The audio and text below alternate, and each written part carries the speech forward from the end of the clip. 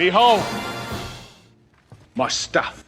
Hey guys, welcome back. I know I'm over here by the Harry Potter wall, but I wanted to use the table and show you guys what I picked up over at XANDAR. So I did go to Disney, as you may have seen from my last video, where I talked about the Harry Potter stuff that I got. I was able to pick up some stuff that was Marvel.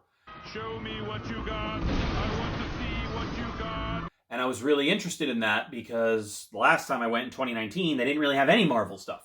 So I wanted to try to get over there and see all the Marvel stuff. So I did get to see the Marvel stuff. I did not get to go on the Guardians ride because they don't let you stand online.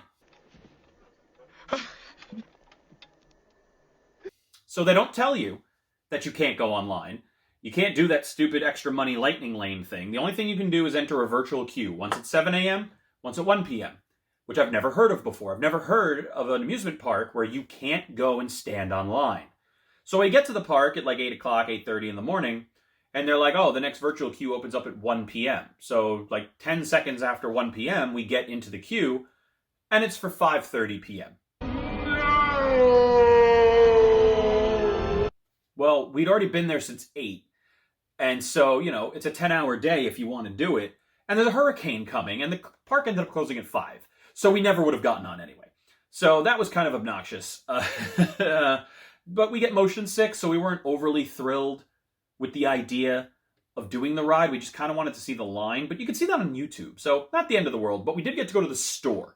And that was pretty cool. They had a lot of cool stuff at the store, most of which you can now buy on Shop Disney, which was nice because I was able to go see it at Disney Springs, a lot of the other props that I wanted.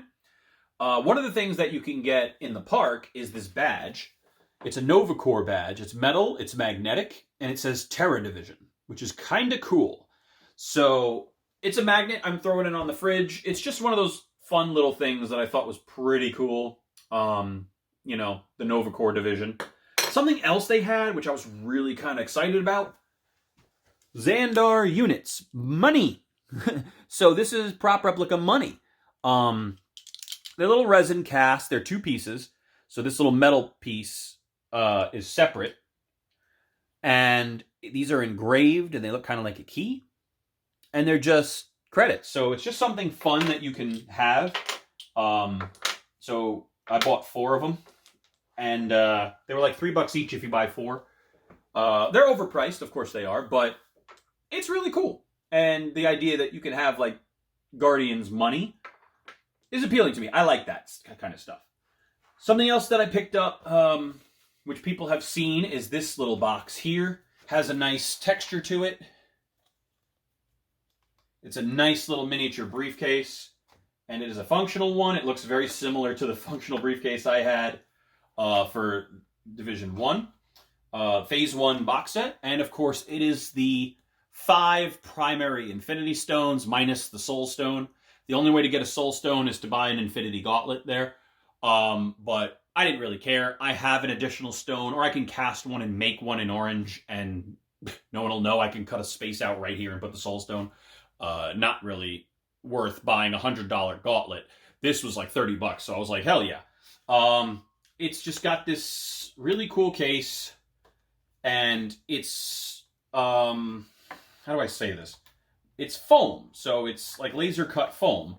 So this just fits right in, and you can pop these out. You can see on the back, these are all interactive. So these actually go into the devices. The Eye of Agamotto, the Galaxy's Orb, the Aether, the Scepter. There's another one in there. What's the other one? Aether, Scepter, Tesseract. That's the other one. And so depending on which stone you put in, it changes the colors and stuff. And that's all really cool. But for $100 a shot, the Eye of Agamotto is arguably the most realistic looking prop, but it's oversized compared to the one that you could buy from the Legacy version. And I like that better. So I ended up not getting that. The Aether was cool. I almost bought that because you can't get that anywhere else. And that's a really cool prop. I may still buy that, but because you can buy it at Shop Disney, I was in no rush to pick it up there. I just wanted to see it. I saw it. I like it. The Scepter was really cool. I got to see the scepter. I got to hold the scepter. That one I think is worth a purchase. If you're that guy and you want to have Loki's scepter on your wall, that's badass. I would recommend that. The Tesseract was not worth it. The Galaxy's Orb is cool. I like the one that came with the Phase 2 box set better, so I will display this purple crystal in that instead of the round one that came with it. Totally fine with that. And like I said, I already have a time stone with my Eye of Agamotto. I'm going to look and see if these are interchangeable. I doubt it. But if they are, and I am able to put this in that, then I might just repaint this version. Otherwise, I'll cast one of these and make a soul stone. It's very easy for me to do. But this is a really cool little briefcase thing, and I thought, what a great little display this would make. It does sort of sit upright on its own, which is great. So it'll fit right in a little nook, and it'll be a cool little display for the Infinity Saga props that I have. So I really enjoyed this as a prop. So that was kind of the Nova stuff that I got. What I was surprised to find and thrilled to find is they had some Multiverse of Madness stuff that I didn't even know existed. So as you guys know, I'm a big fan of books, fake books. This is my fan-made latex Darkhold, which I outfitted to open up and actually have the best I can screen-accurate pages. So this is my Darkhold, and I love this book. I know it has some inaccuracies, being a fan sculpt, for example. It doesn't have the proper spine. The spine is also supposed to have glyphs on that. And one day I will cut this up and do it proper. But for the most part, for what it was like a $30 latex mold. Brilliant. Well, guess what? If that's not your cup of tea, they sold a 2-pack of Doctor Strange notebooks. The first thing that was kind of cool was a little mini Darkhold. Now, the thing that really kind of made me want this was not this, but the fact that it came with it was interesting because it let me see the details that they put in, they being Marvel and Disney. And as you can see, they're little faces. So that differs a little bit from the fan interpretation of this sculpture, which does not contain like bone faces or whatnot. So that's something that I can add for accuracy and kind of go in and say, well, if they said it's ram heads, then maybe we should do that. And so it was just kind of cool to see that. But as you can see, like, it's just cut out of cardboard. The edging is not particularly fancy, and there's no runes on this side, which there are supposed to be. So the fact that they didn't add runes lets me think, well, maybe it's not super accurate. But you can see on the bottom there, let's go over here. Connect. It's not going to zoom, but there's a little insignia there. The back. And then when you open the book, all the pages have the Scarlet Witch symbol. That's really cool. You know, if you're going to have a notebook, that's the page you want. So this is a great little Darkhold that you can take if you have a Scarlet Witch costume and you kind of want to walk around with it. If you have a kid and they want to do Scarlet Witch and they need a Darkhold, this is great. This is the prop. So you just take this, walk around, it has the Scarlet Witch pages in it. Wonderful. You can go in with a pen and cover these edges up. This is ugly. But overall, I think this is a great little Darkhold. So really cool. That's not why I bought it. The reason I bought it is for what was under it. They have a full-size notebook that is the Book of Vishanti. That I did not expect. A full-sized Book of Vishanti was not something I expected to encounter, let alone be able to buy. This thing is glossy, metallic, has a black jewel in the center, a reasonably sized spine, and when you open the book, it has a little star for America Chavez, and then each page has the Sanctum Sanctorum sign in it, which is kind of cool. Really, really impressive prop. And if you look at the detail on this, I screen checked this. This is really close. This is close enough that I would never make another one. I would just simply have this and call it a day. That's the Book of Vishanti. I might get the acrylic display that goes on it and set it up, but this is really, really close. It is a good thickness. So compare it to the latex Darkhold that I picked up and put together. That's not bad at all. This thing is one of the coolest over-the-counter props I've ever seen. That's completely under the radar.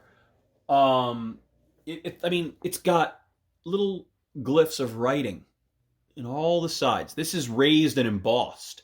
This isn't just flat. So there's texture here. These wings you can actually see in the screen capture in Doctor Strange and the Multiverse of Madness. Now, I don't think the Book of Vishanti was ever made in Doctor Strange and the Multiverse of Madness. I think it was 100% CGI. But the spine is gorgeous, and because it's got that glossy finish, it has that ethereal sort of celestial look and vibe to it. It's just so cool. And to me, I'm such an idiot. Like, this kind of thing made my whole Disney trip worth it. Every single way Disney screwed me on this trip did not matter the moment I saw this and bought this, because I never would have known. And even if you go to Shop Disney, you really have to hunt to find it. This is just so cool. And so now I have the Darkhold and the Book of Vishanti, which is just so money. Like, you really can't do better than that for Doctor Strange. I mean, if you can get a book of Cagliostro, you're done. That's it. That's all the books from Doctor Strange. That's just so cool to me. And the fact that it came with this little mini Darkhold is just like a really fun bonus. I think it would have probably been smarter to make the Darkhold the bigger of the two, the better of the two, since it was featured in 2 properties, and it was arguably the more featured of them, and make the Book of Vishanti the smaller one. The only person in the world who would want it the way this is me. Because I want the Book of Vishanti. Now I have the Book of Vishanti, and that's supposed to be very pristine, very new. It was depicted as this beautiful, metal, like, awesome book. Not old like the Book of Cagliostro or falling apart like the Darkhold. So for me, this is the one that would have been really hard to make, and that's why I just sort of resided to the fact that I was never going to make one. Making something look pristine is a lot harder than making something look dirty when you're making props. Because you can cover a lot of your mistakes with dirt and, you know, weathering, quote unquote. But making something look super crisp and clean, that's a hard-ass finish to do. It's much, much harder.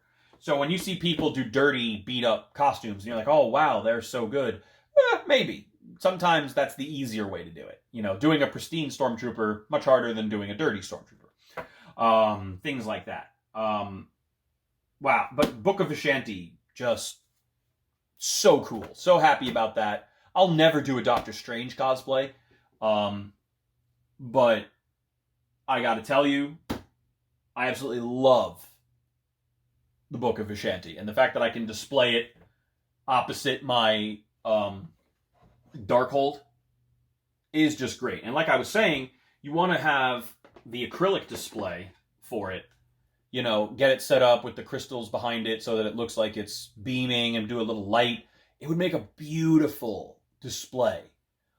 I think it would be absolutely a mistake not to pick this notebook up if you have the opportunity. If you're there at the parks, get it. If you go on Shop Disney and you can find it, get it. Like I said, this is great for the little guys if they need a quick Darkhold, or maybe you're going to a con as Scarlet Witch or something. You want to bring a Darkhold and get some autographs or whatever. It's great. It's, like I said, it's got you know, some of the artwork and things like that, which is just great, you know, if you're going to get some autographs or stuff like that. I think this is really cool. It's not what I would call a prop replica per se, but it's pretty nice. This is a prop replica, in my opinion. The Book of Vishanti blew me away when I saw it. So, yeah, so Nova Corps badge. They have a couple different ones. These are great. The credits, the units, just a fun little extra thing. Of all the currency I wanted to buy while I was there, I didn't get the Ringart's money. I didn't get any of the Star Wars money because they were sold out. I ended up getting money I didn't know was going to be there, which was Marvel Universe credits, which is kind of cool. So I like that stuff. Infinity Stones, I think, is just a great purchase just to have them. They're a nice... I mean, I've always thought about making a display with all the Infinity Stones. I never really knew how to do it, and then they came out with this. I says, well, perfect. That's exactly what I wanted. The Infinity Saga. Like I said, the only thing it doesn't have is the Soul Stone, but I can make one very easily. But yeah, just Marvel...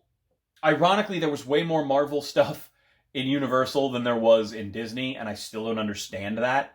But I will tell you, without a shadow of a doubt, the Book of Vishanti was the biggest win prop replica for me that I didn't know they had. And the fact that I didn't buy any other prop replicas really kind of bummed me out, but it like made my whole trip that they had that book. Like, I was so happy about that.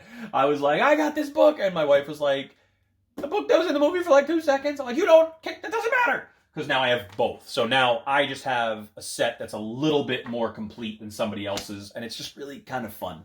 I like that kind of thing. So yeah, I think that the Marvel props were a win at Disney. I was really happy with them. Like I said, if you don't have any of the Infinity Stone stuff, they're great. The fact that they're interactive with each other and things like that, it's a little pricey at $100 a pop. The Thanos gauntlet is very undersized, but it will display nice. It comes with all the stones. They all pop out. I'm sure the gauntlet will repaint very easily. They do also have it with the Hulk arm, the Hulk tech arm. And even though that's undersized, that's more appropriate. So, you can do your Hawkeye cosplay and run around with it and stuff. And that's $100.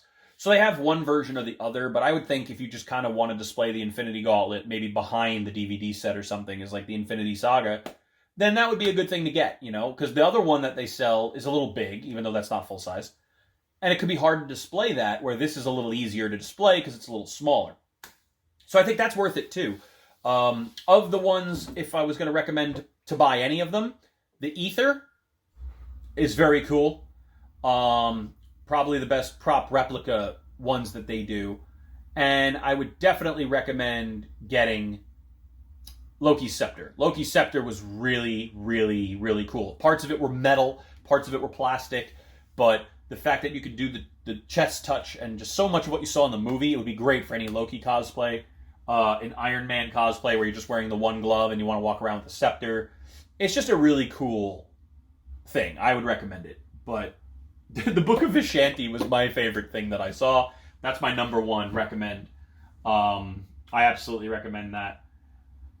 And yeah, it was just it was a lot of fun, even during a hurricane. But overall, I think that if you ever planning to go to Disney or do any of these rides, do Lightning Lane or don't go, because you're not going to get on and you're going to be very frustrated. So I still say Universal is winning in terms of customer service and customer support and, treating everybody fairly, whereas Disney still has a long way to go treating a lot of its people as second-class citizens, unfortunately. And it's all about how much money you spend. The more you spend, the more you get. And that's not really fair for most of the people who would want to go do it. So if you're an annual pass person, maybe it's a little different if you live in the area. But for people who actually have to pay for a flight and pay for a hotel and go to these places, it's thousands and thousands of dollars of investment to go once. And you got to take a back seat to these annual people who go every day just to buy stuff to sell it online to people. It's not cool. So Disney has a long way to go towards improving their customer service experience, but I will say that what they lack in customer service and equity, they make up for in surprises. So it was a great immersive experience. I really enjoyed it, and really, really happy to walk out of here with a Book of Vishanti and a bunch of cool little props. So thanks for checking it out. I'm going to go roll into my 40th birthday dinner. Stay tuned for more stuff coming this way. I know I've been promising the Palpatine skits for a bit, but hang tight, they're coming. So like I said, if you can't build it, you definitely should buy it.